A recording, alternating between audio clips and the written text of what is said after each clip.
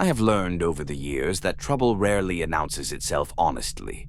More often, it comes dressed as opportunity, smiling a little too easily, paying in advance as though that were meant to settle the matter before questions could be asked. That was how this one began. The Lords sent for us in the late afternoon, when the heat had already started to fade and the streets carried sound more clearly than they did in the morning. I noticed that detail at the time, because they could just as easily have called for us earlier, when the day still felt clean and purposeful. But instead they waited until it had grown tired, as though whatever they were about to say sat more comfortably in the long shadows of evening.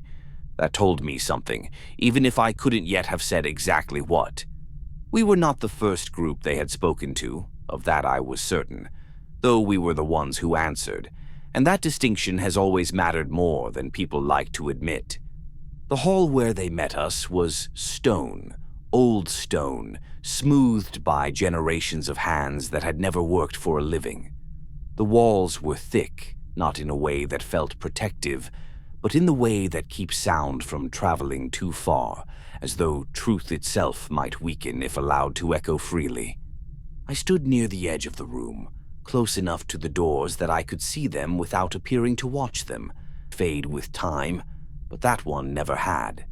The Lord spoke of raids along the coast, of ships that vanished quietly, of villages that woke to empty beds, and of trade routes that had begun to grow still, each detail delivered carefully, measured and controlled, as though the words themselves had been weighed in advance. They spoke too carefully. I watched their mouths more than I listened to what they said, because people who are telling the truth tend to forget themselves now and then, while those who repeat prepared thoughts rarely do. The fighter listened with his arms folded, his weight evenly distributed in the way soldiers stand when they are not trying to intimidate anyone but are ready all the same. The cleric studied the Lord's faces, searching for something I doubted he would find, while the mage seemed more interested in the carvings along the walls than in the conversation unfolding beneath them. The ranger stood near the window, his attention fixed on the street below, already reading a city he had not yet walked. No one was watching me, which suited me well enough. The job itself was simple, as these things always are at the beginning. Find the slavers, disrupt their operations, and put an end to the raids. They offered coin, not too much, just enough that it felt reasonable until one thought about it for too long. I did the math anyway. Coin offered in that measure usually means the problem is meant to be solved, but not examined, that results are desired without stories, and that distance is preferred over understanding. I have never liked distance because distance is where people hide the parts they do not want seen.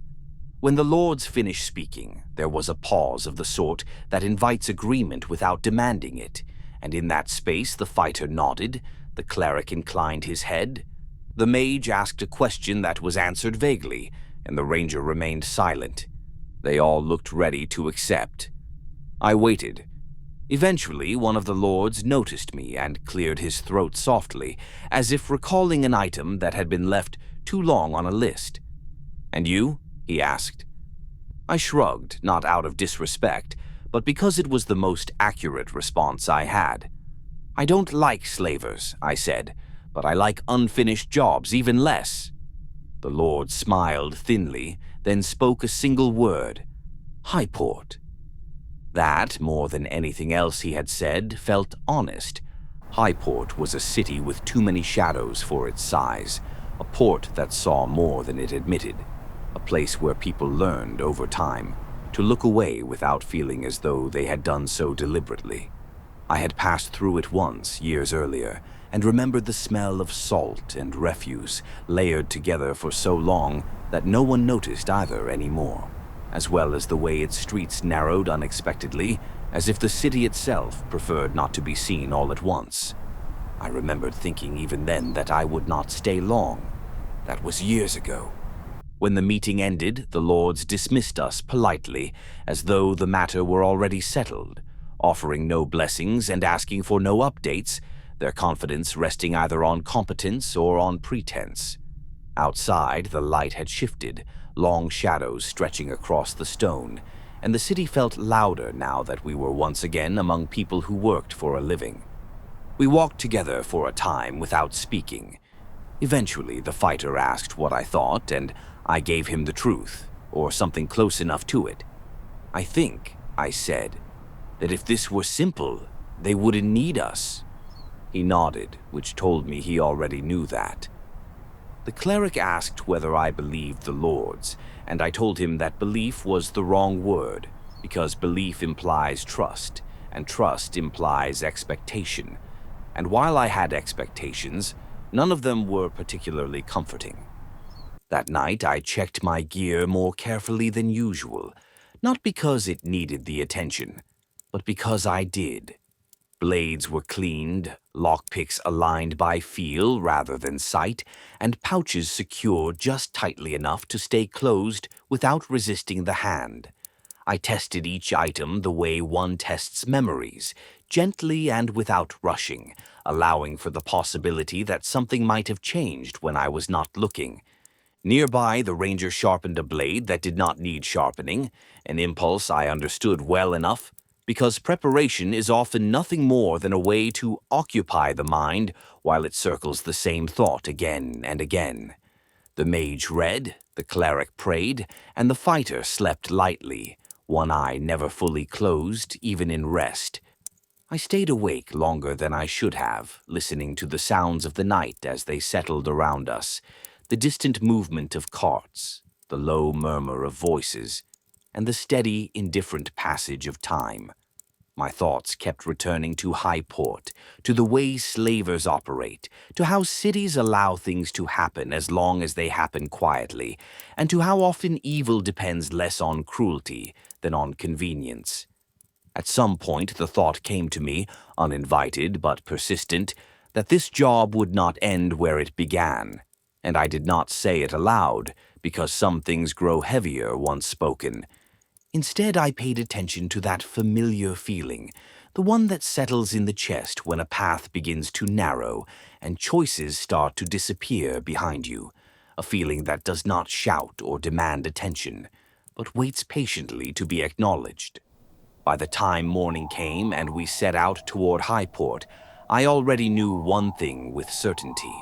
Whatever waited beneath that city had been waiting for a long time, and it was not going to be hurried. Highport announced itself by smell before it ever came into view, beginning with salt carried inland by a tired wind, followed by tar, and then by something older and less honest. Waste that had learned to coexist with water instead of being carried away by it. Cities like this do not bother pretending to be clean. They only pretend to be necessary. We approached along the road as travelers do, unremarkable and slightly out of place, and the walls rose ahead of us, tall enough to discourage casual trouble, but not tall enough to promise safety. They had been repaired often and badly, with patches of stone that did not quite match the rest, as if the city were constantly correcting mistakes it refused to acknowledge. At the gate, the guards watched us with practiced disinterest, and that was the first sign. Cities on edge tend to stare too hard, while cities at peace look away entirely. But cities like Highport learn to watch without seeing. The guards glanced at our weapons, our packs, and our faces, asking no questions that required answers, only those that demanded compliance, names, purpose, duration, and we gave them what they needed, and nothing more.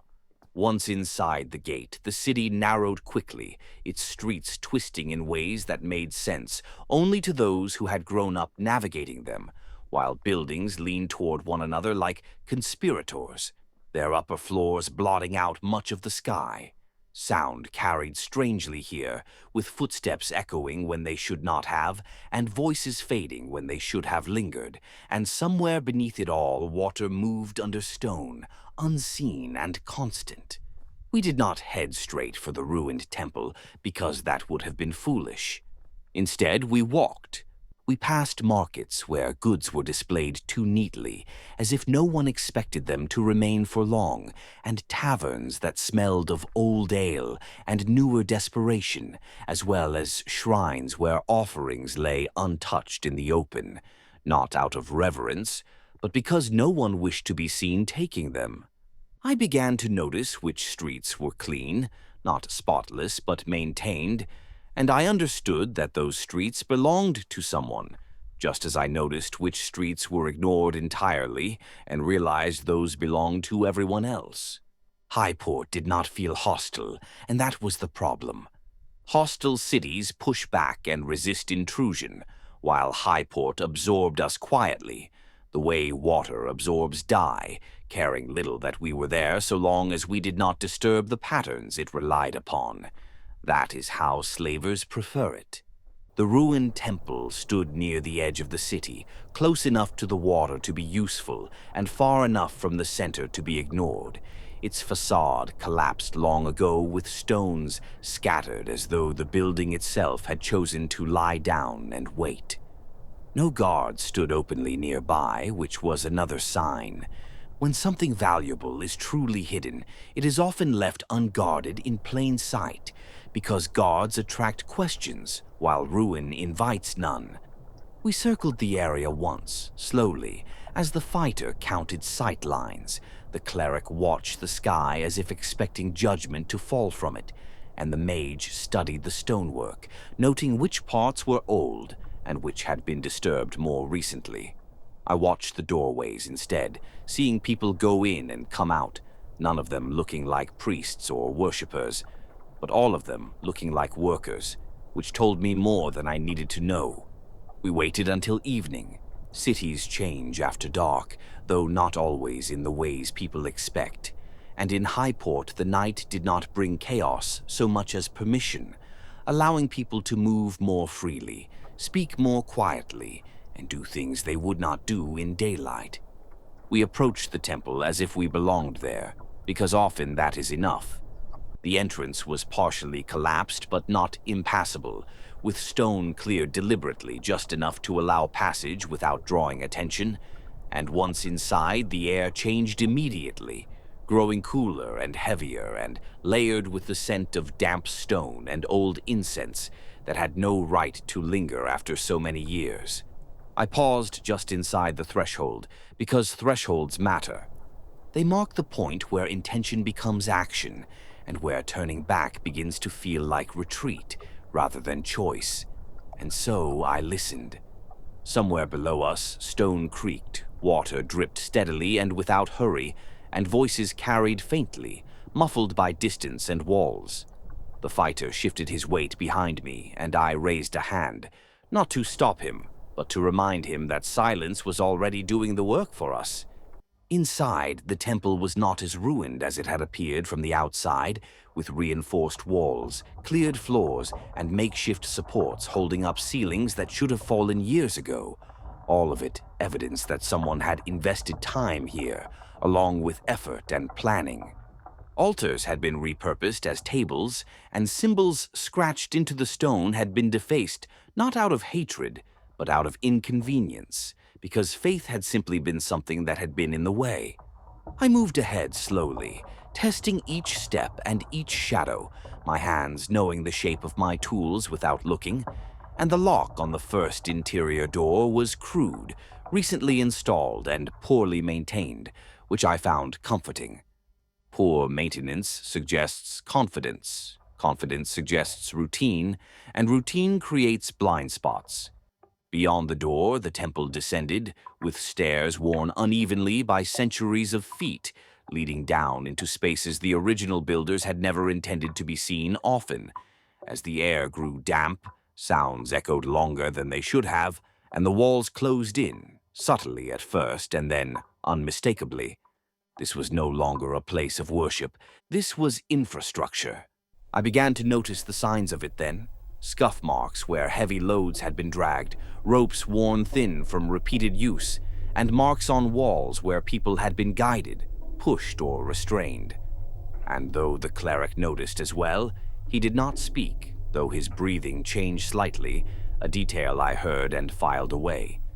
Below us, the city continued to live its life, while above us, people ate, drank, argued, and slept, and between those two truths, the slavers worked.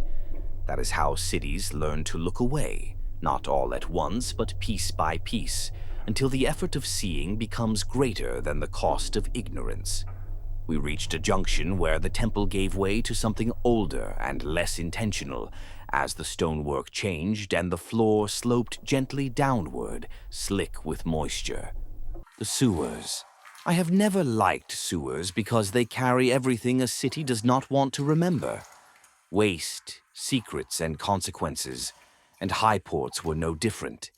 The sound of water was constant now, louder and closer, with channels running along the sides of the passages and their contents moving steadily towards somewhere no one cared to imagine, while the air grew thick and layered with rot, chemicals, and something else, something organic and alive.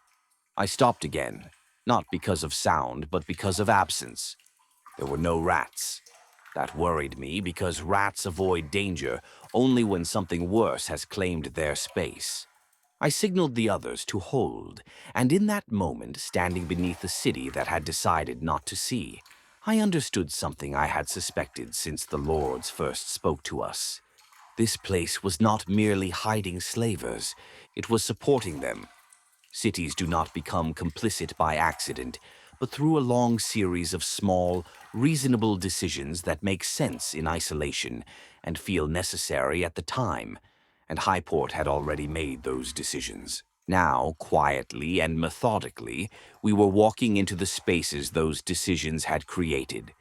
I took one more step forward, listening to the way sound changed around my boots and the way the darkness seemed to wait, because whatever lay ahead was organized, and more than anything else, that told me how dangerous it would be. The absence of rats lingered with me as we moved forward, not as fear exactly, but as a kind of quiet instruction, the sort one learns to heed after surviving long enough to recognize patterns that announce themselves only once. We went on anyway. The passages narrowed as we descended, their stonework older and less deliberate than the temple above, carved first for water rather than people, and only later repurposed for whatever the city no longer wished to consider. Moisture clung to every surface, and the air pressed in on us, thick and unmoving, carrying the layered scent of waste, rot, and something else that resisted easy naming. Water ran in shallow channels along the sides of the tunnel, steady and patient, neither rushing nor stagnant, and the sound of it followed us the way a thought does when it refuses to be dismissed. Each step echoed longer than it should have, rebounding off unseen corners and returning to us altered, as if the stone itself were listening. I slowed our pace without stopping us entirely, letting distance stretch between footsteps so sound had time to settle before the next one disturbed it again. The fighter adjusted easily, matching my rhythm without comment, while the cleric's breath grew more measured, quieter, as though he were attempting to make himself smaller in a space that had no interest in accommodating him. The mage trailed a hand along the wall as we moved, fingers brushing over stone that had been worn smooth not by time, but by contact, and I noticed the way his expression shifted, curiosity giving way to something more restrained. He had seen enough altered places to recognize when function had replaced intent.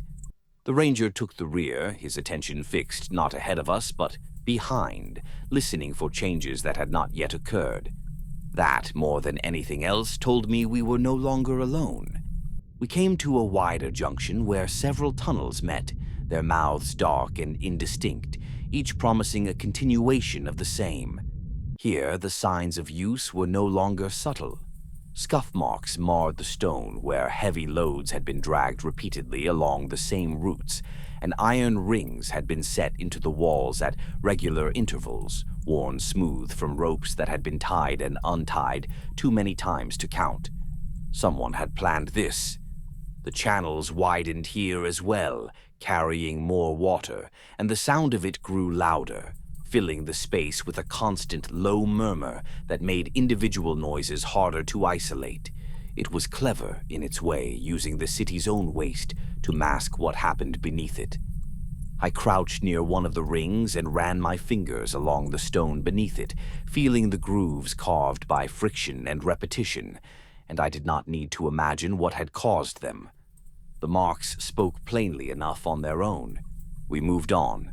The farther we descended, the more the air changed, growing warmer now instead of cooler, heavy with breath and proximity, and beneath the smell of sewage there was another layer, faint but unmistakable, the smell of unwashed bodies kept too long in too little space.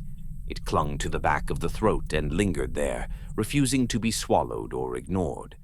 The cleric noticed it too. He did not speak, but his hand tightened around the symbol at his neck, not in prayer exactly, but in something closer to resolve, and I wondered briefly whether the god he served was accustomed to being brought into places like this, or whether faith, like cities, learned to look away when it became inconvenient. Voices reached us then, distant and indistinct, not raised in alarm but lowered in routine, overlapping and unhurried. They carried poorly through the stone, stripped of words and intention until all that remained was the sound of people who believed themselves unobserved. That was dangerous. People who believe they are unobserved grow careless, and carelessness creates opportunities, but it also creates unpredictability, and I have learned to distrust anything that relies too heavily on chance. I raised a hand again, and we stopped. In the silence that followed, the water continued its work, and somewhere ahead metal scraped softly against stone, followed by the dull thud of something set down, without care. A laugh drifted back to us then, brief and unconsidered, the sound of someone at ease in a place where ease should not have existed. The fighter's jaw tightened, though he did not move.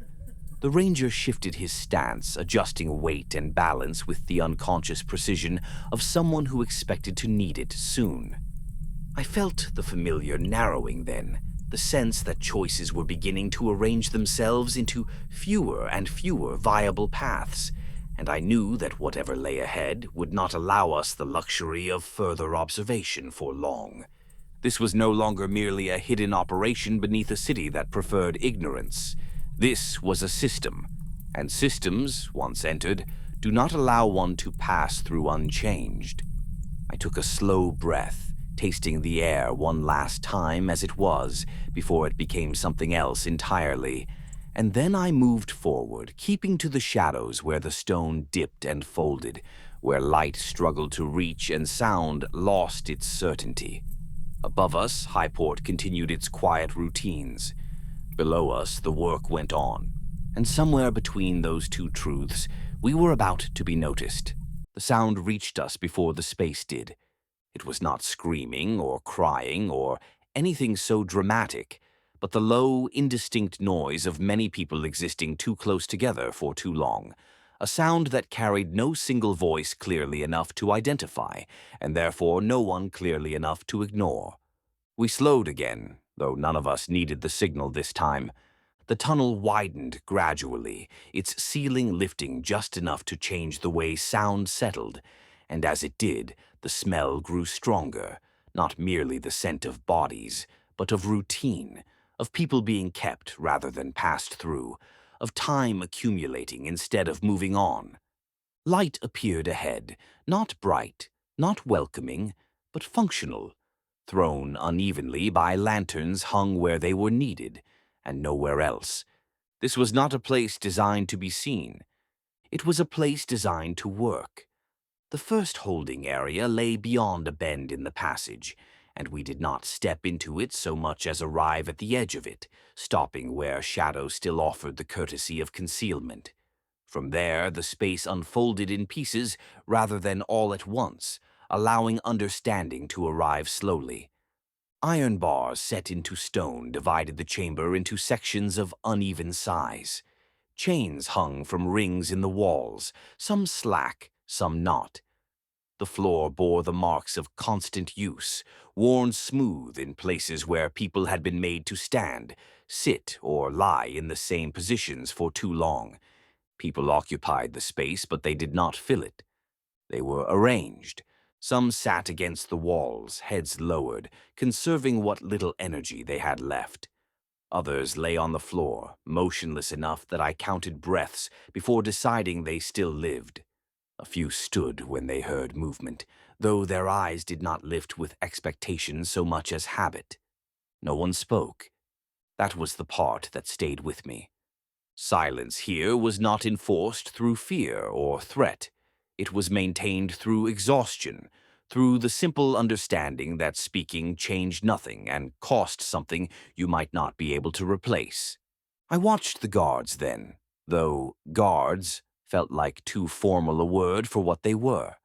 They moved with the ease of people performing tasks they no longer questioned, checking chains, adjusting restraints, counting bodies without counting faces. Their weapons remained sheathed, not because they were unnecessary, but because they were rarely needed. Routine does more work than cruelty ever could.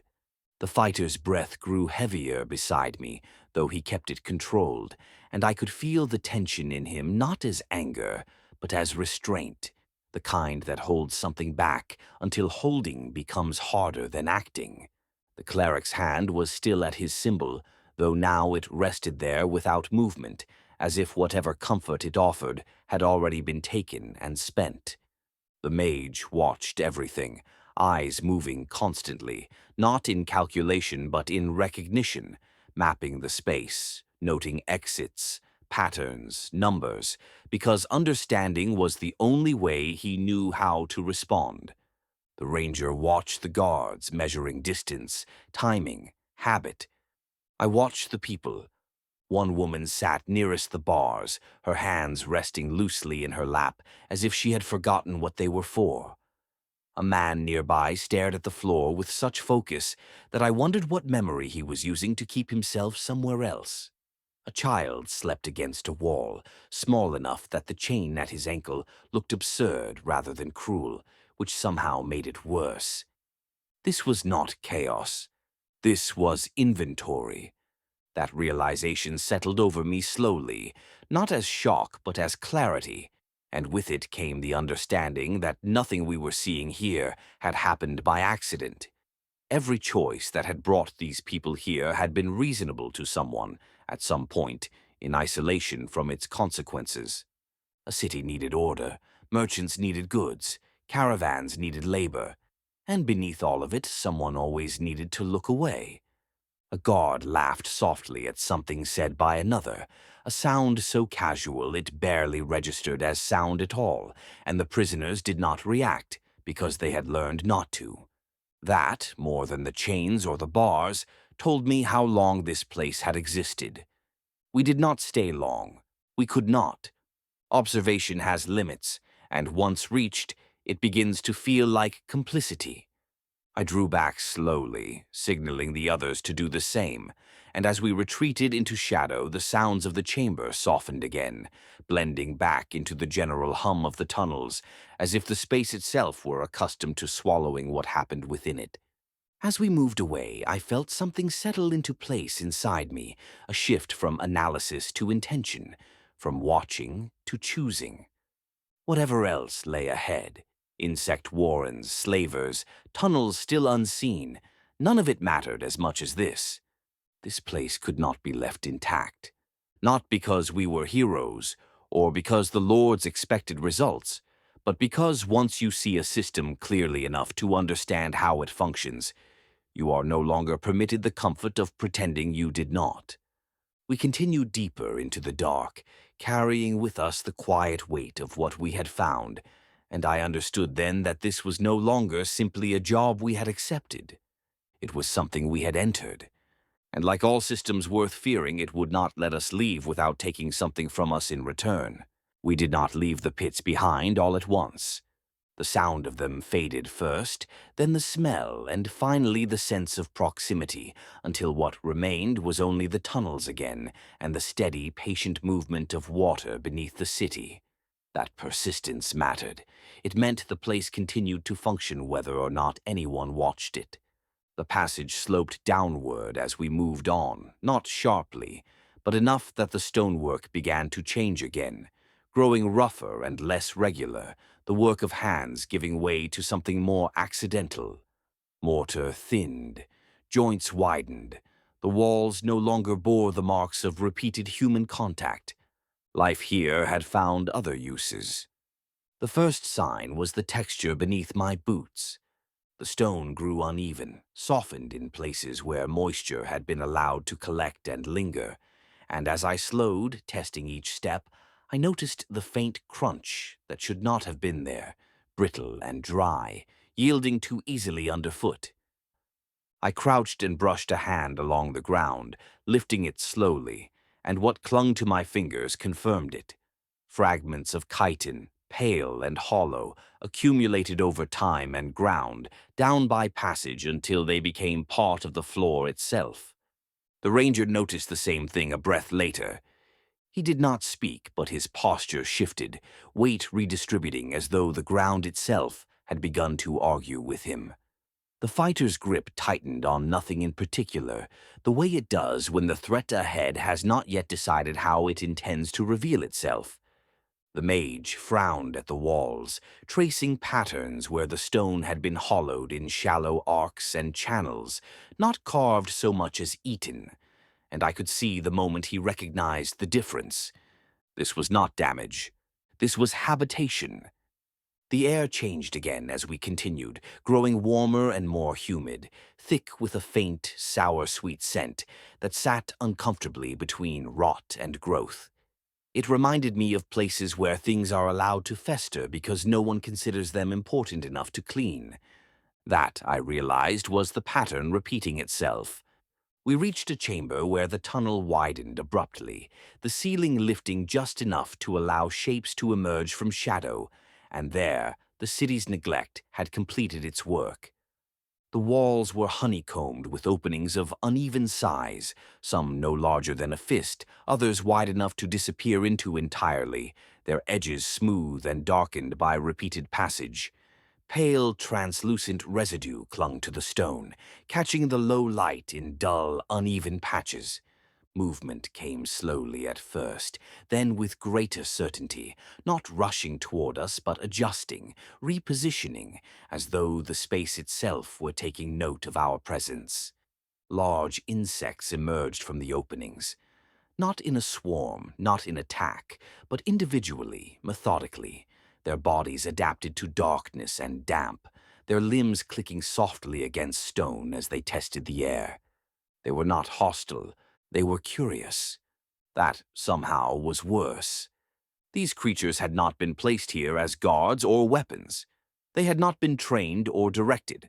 They existed because the conditions allowed them to exist, feeding on refuse, on waste, on the things that fell through the cracks of a system too focused on efficiency to notice what it left behind. The cleric whispered something then, not a prayer exactly, but an observation, and I caught only part of it, enough to understand that he had reached the same conclusion I had.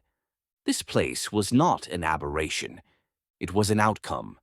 The insects shifted again as we moved, responding to vibration and heat, antennae sweeping slowly through the air. Some retreated into their warrens. Others remained, blocking nothing, threatening nothing, simply occupying space that now belonged to them. We did not charge. We did not retreat. We moved carefully, deliberately, choosing each step with attention, and the creatures allowed it, not out of mercy or malice, but because conflict had not yet proven necessary. That balance felt temporary. The warrens extended farther than the chamber itself, branching off into tunnels that intersected with the slavers' routes, creating a living boundary between what was controlled and what was merely tolerated. It was easy to see how prisoners who strayed too far or were discarded carelessly might never return. The system consumed its excess in more ways than one. As we passed through the outer edge of the warrens, I felt the weight of what we had learned settle further into place. Above us were people reduced to inventory, Beside us were creatures thriving on neglect. Ahead of us were those who had decided this arrangement was acceptable. The city had not merely hidden its problem underground, it had fed it. We emerged from the warrens into narrower tunnels once more, and only then did I realize how tense my body had been, how carefully each breath had been measured. The insects did not follow. They had no reason to. They already had everything they needed. We paused briefly, none of us speaking, allowing the silence to reassert itself. And in that quiet, I understood that the path forward was no longer a question of stopping a raid or disrupting a route. It was about breaking a system that had learned how to sustain itself. And systems like that do not collapse on their own. They must be taken apart, deliberately. We did not emerge from the warrens into silence so much as into a different kind of order, one that announced itself not through absence but through alignment, through the subtle reassurance of things placed where they were expected to be and kept there long enough to lose any sense of improvisation. The tunnels beyond were cleaner, not in the way of care or pride, but in the way of use, cleared just enough to allow steady movement without interruption, their walls bearing fewer marks of chance and more of intention, surfaces worn smooth by repetition rather than neglect. And the air, while still heavy, carried less rot and more of the dry, dusty scent of places where people pass through rather than remain. That distinction mattered, and I felt it settle into place as we moved, the way certain truths do, not as revelation but as confirmation. Places where people remain accumulate weight, the residue of lives pressed too closely together, memories clinging to stone and timber alike, while places where people merely pass through accumulate efficiency, shedding anything unnecessary until only function remains. We followed the slope upward slightly, not enough to suggest escape, but enough to tell me we were moving towards something designed to connect rather than contain. And I noticed how the water channels narrowed here, diverted neatly into carved grooves that guided it away from the path instead of letting it pool and stagnate. The absence of debris, as notable as its presence had been elsewhere, no broken tools, no discarded restraints, no signs of improvisation or haste. Someone maintained this, not occasionally, not when things went wrong, but as part of a rhythm that had long since ceased to feel remarkable to those responsible for it.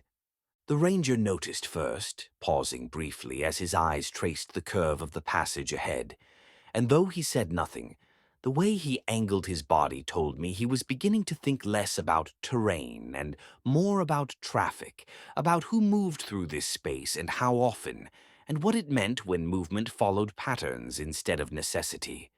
The mage confirmed it a moment later, gesturing subtly toward a section of wall where faint markings had been scratched and then partially erased.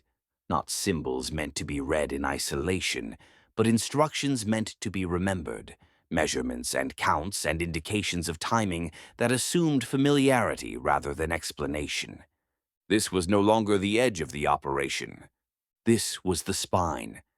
We reached a small chamber where several tunnels converged, each marked in its own quiet way, not with signs or banners, but with use itself. Rope grooves cut into stone showing which routes bore heavier loads, iron hooks set into the walls at regular intervals, their placement too consistent to be incidental, too practical to be decorative.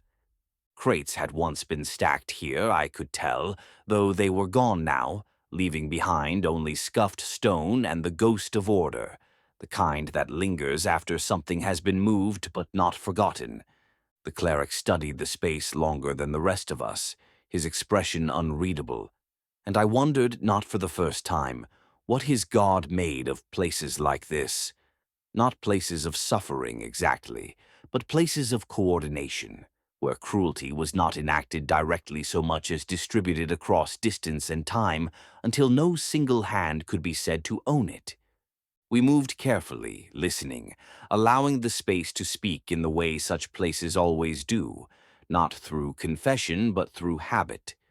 Voices came and went, always distant, never close enough to distinguish, and I began to notice a pattern in them, not words, but rhythm, the cadence of instructions given and received, the pause that followed compliance, the steady background murmur of an operation that did not require raised voices to function, because nothing here was being contested. It reminded me, uncomfortably, of trade halls and counting houses I had known in other cities, places where efficiency was mistaken for virtue simply because it produced results. Efficiency sounds the same everywhere. We found the first ledger by accident, tucked into a niche behind a loose stone, not hidden so much as misplaced, the kind of oversight that only occurs when something has become so routine that it no longer feels vulnerable. It was bound in plain leather, unmarked, its pages filled with neat, unremarkable script listing quantities, dates, routes, and destinations with the kind of clarity that suggests the writer expected it to be understood by someone else, perhaps many someone else's, none of whom required explanation.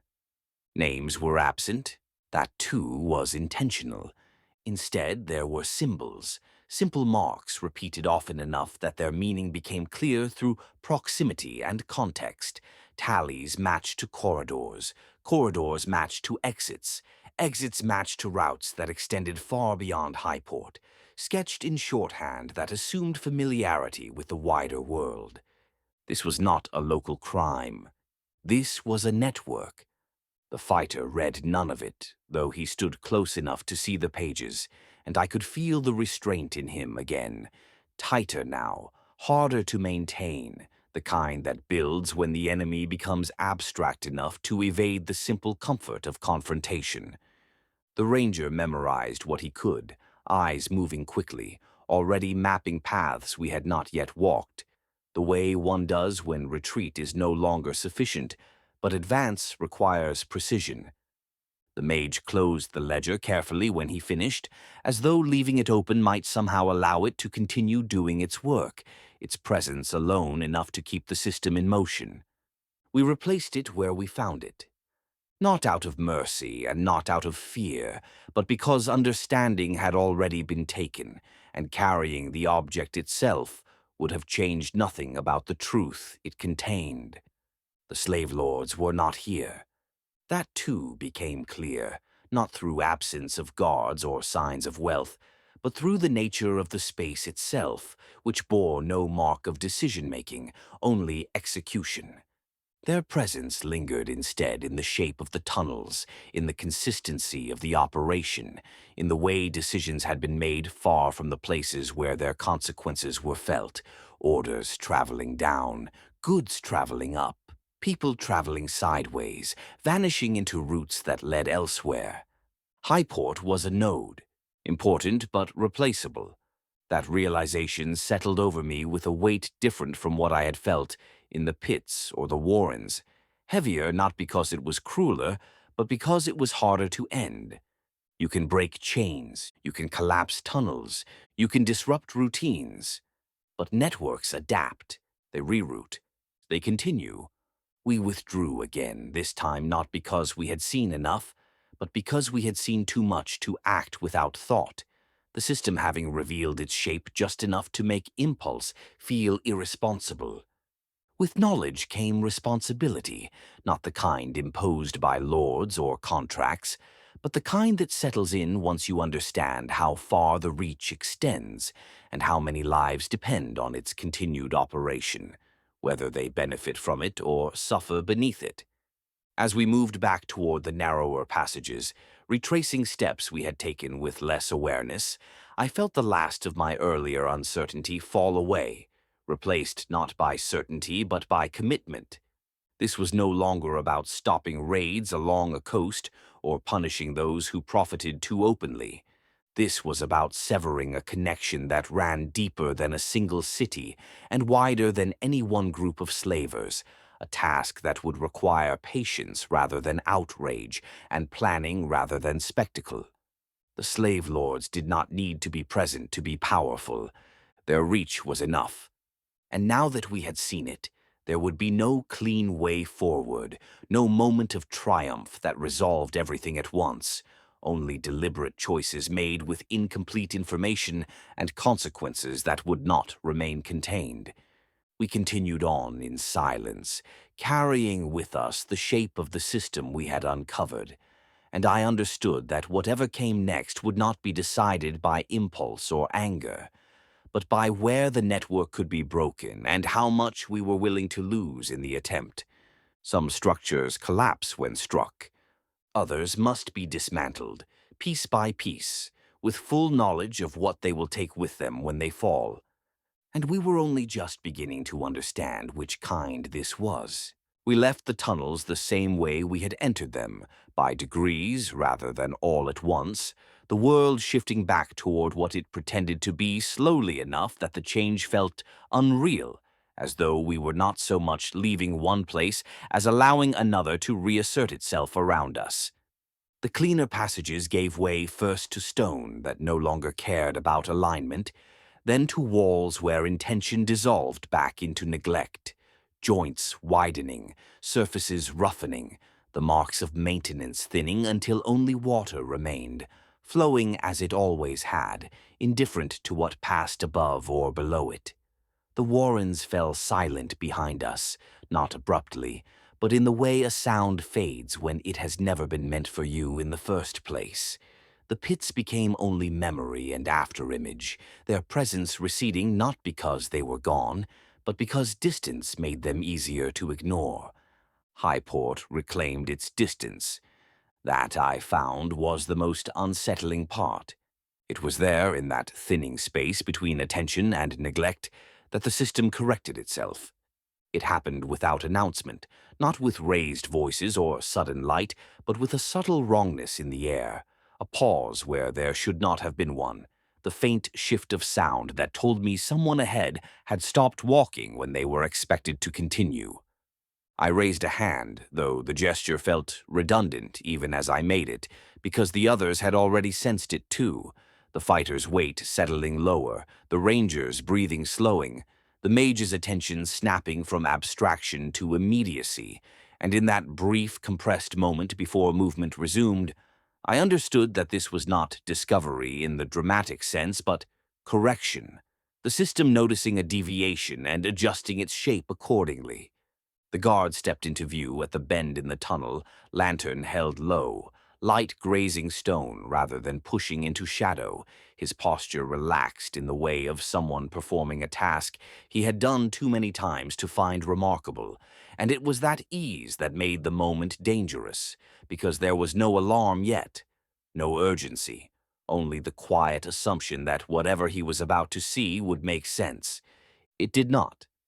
I moved before thought had time to interfere, crossing the remaining distance in the space between lantern sway and breath, my hand finding the angle beneath his ribs that ends sound before it begins, the impact dull rather than sharp, his body folding inward with a surprised weight that I guided downward so it would not strike stone too loudly, and for a fraction of a second the tunnel held its breath with us, as though waiting to see whether this interruption would be allowed. It was not.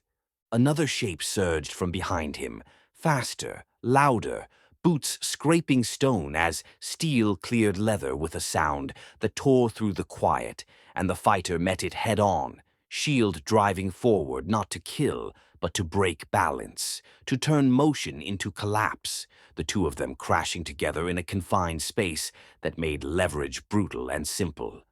The ranger loosed once, not aiming to wound so much as to end, the arrow vanishing into shadow and returning as a body slumping out of the way, and the mage's voice cut low through the chaos.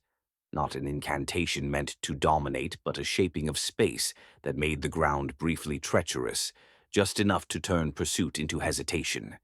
It was over quickly, too quickly to feel like victory, breath loud in our ears, the smell of oil and iron hanging heavy in the damp air, two forms lying still where routine had expected passage, and even as I wiped my hand against stone and stepped back, I knew the cost was already being tallied elsewhere. No alarms sounded, no voices followed. That was the worst part. We did not speak after that, not because there was nothing to say, but because whatever had just been spent would not be returned. As we moved on, faster now but no less careful, the tunnels resumed their indifferent rhythm around us, water continuing its patient work, and I understood that when we emerged into the open air above, the Undercity would already be reshaping itself in ways we would not see until much later, if ever. The silence we carried with us, no longer ignorance but notice. The city had not noticed our absence, nor would it mark our return, and as we moved upward through ruined stone and broken masonry toward the air and light above, it became increasingly clear that nothing we had seen beneath it had disrupted the rhythm overhead in the slightest. Carts still rolled along the streets, ships still came and went, people slept, worked, bargained, and argued, each absorbed in the small negotiations of daily life, unaware that beneath their feet a system continued to function exactly as it had before. Nothing we had encountered required immediate interruption in order to persist. That was its strength.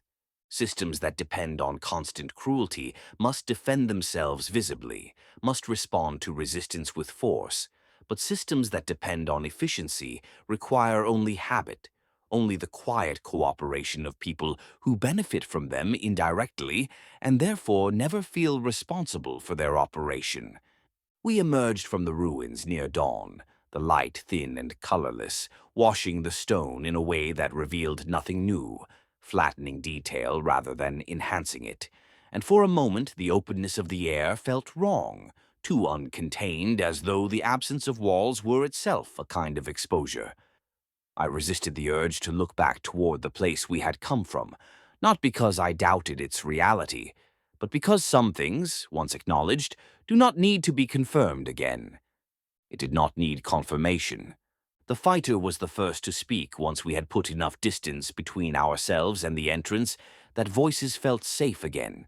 His words low and controlled, not sharpened by anger but held steady by restraint. "We can't leave it like that," he said. No one argued, not because the statement demanded agreement, but because it did not ask for it. The ranger nodded, already thinking in terms of paths and choke points, of how things moved rather than where they rested, of what it meant to disrupt a flow rather than seize a place. I could see the shift in him clearly now, the way his attention had moved beyond terrain and into logistics, beyond danger and into consequence. The mage said nothing at first, though I could see his mind working all the same, sorting what we had learned into structures and possibilities, arranging fragments of observation into something that resembled a map, not of space, but of function. He had stopped looking for weak points in walls and begun searching instead for assumptions, for moments where a system trusted its own design enough to grow careless. The cleric walked a short distance away from us and stood facing the city, his hands no longer resting on his symbol, his posture neither prayerful nor resigned, simply still. I did not ask what conclusions he had reached. Some reckonings require solitude, and some answers lose their meaning when spoken too soon. As for me, I took stock of what we had brought out. No coin, no weapons, no proof that would satisfy anyone who had not already chosen to believe us. We carried no chains, no ledgers, no physical tokens of victory that could be placed on a table and counted or weighed. There would be no dramatic unveiling, no moment where evidence alone compelled action. Anyone who wished to dismiss what we had seen would find it easy enough to do so. What we carried instead was shape, the shape of the tunnels, the rhythm of the routes, the knowledge of where efficiency replaced cruelty, and where cruelty had been rendered unnecessary by distance, by delegation, by systems designed to ensure that no single person ever needed to feel responsible for the whole. That knowledge weighed more than any object we could have stolen, and it settled into place not as burden alone, but as obligation. Highport was not the source of what we had seen. It was a passage, a node in something wider, a place through which decisions flowed rather than a place where they were made. Destroying it might slow the movement for a time, might force adjustments, but it would not end the operation. The slave lords had built something that understood how to survive disruption, how to absorb loss, how to adapt without drawing attention to itself. That realization did not bring despair. It brought clarity. There are problems that can be solved by force, and others that require understanding before force becomes useful, and what lay ahead belonged firmly to the latter. Outrage alone would accomplish little. Good intentions would achieve nothing without precision. Any action taken without regard for how the system compensated for loss would simply teach it how to become more resilient. I had accepted the job believing it would end beneath a city, that there would be a place where action resolved into outcome, where effort could be measured against result and found sufficient. I left knowing it would not. As the city stirred around us and the day began to assert itself, sounds rising and blending into something that resembled normalcy, I felt the last trace of detachment slip away. This was no longer merely a task I could abandon if it proved inconvenient or costly. What we had seen could not be unseen, and what we now understood could not be set aside without consequence. The system had been seen, and once seen, it could not be ignored. We turned away from Highport together, not toward safety, but toward the work that followed understanding, toward a future that no longer offered the comfort of ignorance or distance. Somewhere beyond the city, beyond the tunnels and routes we had traced in our minds, lay the next place where the network could be touched, tested, disrupted. We did not yet know where that would be, only that we would go. That was what we took with us when we left the Undercity. Not victory, not closure, but the knowledge that the road ahead was no longer optional, and that whatever we became in the course of walking it would be shaped not by what we fought, but by what we chose to dismantle, piece by piece, with full awareness of what would be lost in the attempt.